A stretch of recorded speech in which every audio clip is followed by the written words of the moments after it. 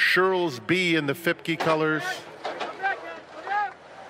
And National Treasure will complete the line. 8-1 on the board for National Treasure.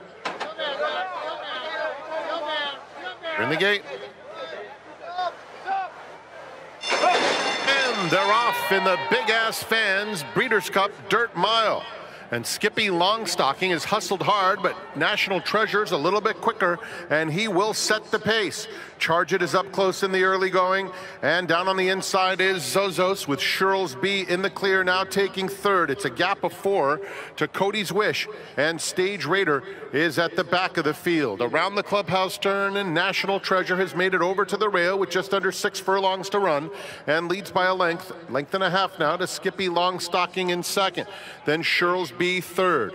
Charge It, the gray, on the outside fourth, 4 lengths off the lead. Zozos matching strides with him. It's another 4 back to Cody's Wish, who's now by himself, 3 in front of Stage Raider. They have a half-mile left to run, and it's the Preakness winner, National Treasure, carving out the fractions. Has it by a length to Skippy Longstocking second. Shirl's B pushed along from third. Charge It fourth. Cody's Wish is full of run, and he's going to move in between rivals, and there he goes. Cody's Wish is up to take fourth, and he's on the rail, going right by Shirl's B into third, with his sights on National Treasure. National Treasure maintains a 2.5 length lead with a 1/4 mile to go. Cody's Wish takes up the chase, and then Skippy Longstocking in third. Top of the lane, National Treasure digging in, and he's tough to handle, has a 1.5 length advantage as Cody's Wish is all out trying to get by. Cody's Wish gradually getting to National Treasure, and these two come for the wire together. Cody's Wish just in front. National Treasure will fight him all the way. Photo finish, Cody's Wish and National Treasure in a thrilling renewal of the Big Ass Fans Breeders' Cup Dirt Mile. It was a long way back to Skippy Longstocking in third, and Charge It finished fourth. What a finish here. Cody's Wish by the narrowest of margin, hitting the wire in front of National Treasure. It's a photo, but I do believe the story prevails for Cody Dorman. That was 2 things. That was heart, and that was a smart move from Junior Alvarado. He got that horse started so early. I said that he should have started at the 3/8. He started before the half, and he weaved through horses. Unbelievable. And this is what happened in the very early stages, Christina. Not the best start for your 4 to 5 favorite. Not the best start. We'll take it all the way back to the start, highlighting Cody's Wish. He is the 3, comes away from the gate here.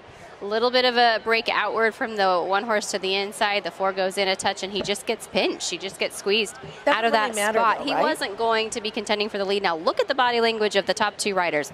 Look at the 9 up there already on the lead. Flavien Prat with National Treasure. You saw them really trying to send Zozos up there. He just didn't quite have the speed to keep up with National Treasure. He ends up chasing the whole time. So does Shirl's B, chasing the whole time. But this, it was cutting these corners. It was sneaking inside of Charge It. It was sneaking inside again with the 8 horse Shirl's B, going inside once more with Zozos, and really in a minute here being in kind of a tough spot. You could see they were going to try to hold him in for a second if they could. If he hadn't cut just one of those corners, Michelle, he doesn't win. I don't know. He might still, just because he's got the heart. But this was the other smart move that Junior did. He took him to the outside because that gives the horse a distinct advantage, being able to see and put pressure on the horse to the inside. At this point, you can see Junior's pushing for all that he's worth. You know, National Treasure comes back right here, and Junior going to go back in front, putting the neck down. There is an inquiry right now between these top 2 finishers. There might have been some contact that we couldn't see, and we'll get to see right now from the head-on. Well, let's take a look at the stretch drive here. So the drama is not over. National Treasure on the inside in the turquoise silks. Cody's Wish on the outside in the blue silks, covered in dirt. And you can see National Treasure, he actually comes out to meet Cody's Wish there in the middle of the track. I don't know if there's anything you can do about this. Whoa, there was the bump right there. But look at National Treasure bumps him back. I mean, and neither one really lost anything. I feel like Cody's Wish took a little bit of a bump there, or gave him a bump. National Treasure came back with an awful hard bump. You make this disqualification if you hate fairy tales, but look at National Treasure at this point. He comes floating out from the 2 path to the Flavian 3 Pratt's path trying to show the 4 path. his horse's competition, and he doesn't actually make contact on that It's a little bit of contact there. That first little brush was from National Treasure. Also, I'm going to say that Flavian was obviously trying to do that intentionally. He kept his whip in his left hand, which is going to be pushing the horse out. If he was worried about him drifting, he would have switched sticks and flashed it to him on his right to steer him back inside. And you can see when they made that second contact, when National Treasure came out, Flavian had the elbow going. That was like old school aggressive. I love it. Yeah, that's I'm in the camp that you can't take Cody's Wish down if National Treasure initiated the first point of contact, even if it was less contact than the second bump. The reason there was any contact at all is because National Treasure came out. Anytime you bump into a horse, you do knock them off their balance a little bit. You knock them off stride and you knock them off their rhythm. So they are going to naturally sway back and forth a little bit just to get back riding and running straight themselves. So you knock him off balance a little bit to the right. He is going to counter and throw his weight back towards the left, and that's where you get that second bump. The second bump that Cody's Wish was more of the aggressor was also right on the wire. I think it was maybe 1 jump before they hit the wire. The bad thing is that the margin of victory is so narrow that if they do think that Cody's Wish impeded National Treasure a nose's worth, they'll want to take him down. And this is going to be a very tough call for the stewards. This is going to be a very big showcase for them. Obviously, the eyes of the world and the hearts of the racing world are on this, and the stewards can't take that into consideration. Like Mike said, oh, you can't take down Cody's Wish, it's the best story, but they have to do what they feel is right. When we came off the turn, and I think it might be we're looking at the quad box here, and this is the same views that the stewards are able to look at as well. Now we'll take the drone from overhead. I think Cody's Wish is in the same path the whole time. Isn't he? And you did see National Treasure come out, and you do that because you do want to show your horse their competition. But to me, Cody's Wish was straight through the stretch from the time he turned for home.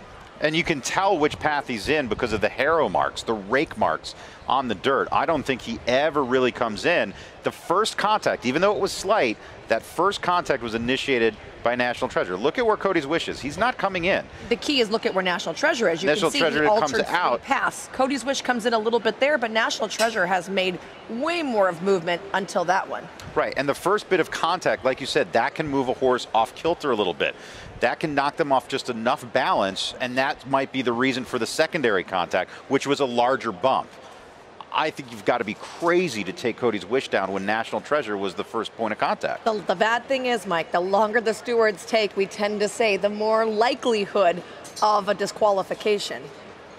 Can we just make it a dead heat and everyone's happy? I don't think that's in the rules. Well, can we add a new rule? At any rate, they are still looking at it. I think the three of us. So, Michelle, do you believe they'll make a disqualification? Do you believe, what's the right call in your eyes? Let's put it that way. I think the right call is to leave him up. I think National Treasure visibly drifted multiple times, and he was trying to initiate contact, and you can see from Flavian he was trying to. Cody's Wish was trying to maintain a straight course. At no point was Junior trying to, give him the shove or the elbow. Christina?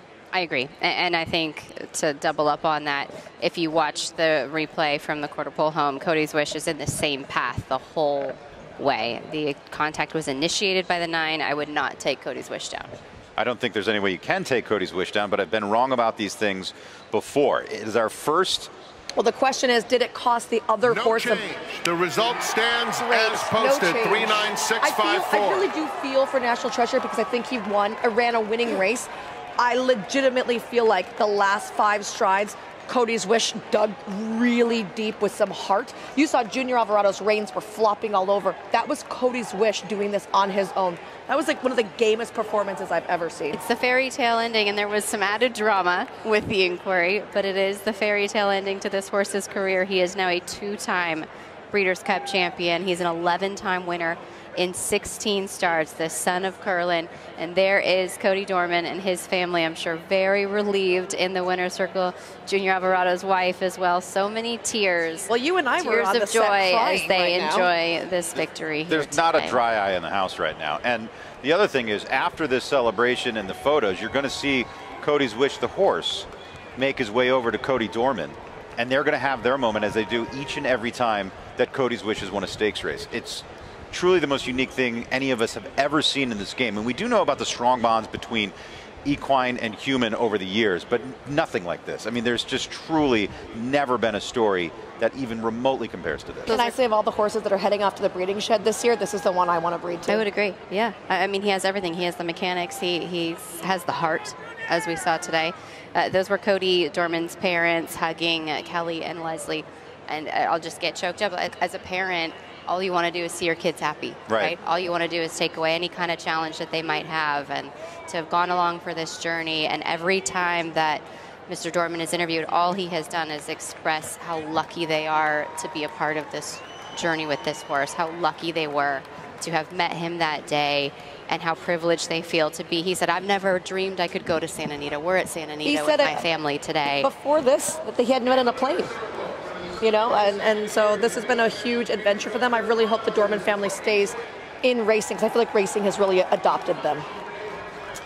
You can see just how covered in dirt Cody's Wish is as well, with all he had to overcome. The metaphors are endless between these two. Cody's Wish, the horse, and Cody Dorman, the child, who you can see right there. It's just off to the left. And a fantastic, fantastic moment there in the winner's circle. Let's take another look at this race from the beginning as we go back to the start. Not the most ideal start, but for a horse like Cody's Wish, who does best running late.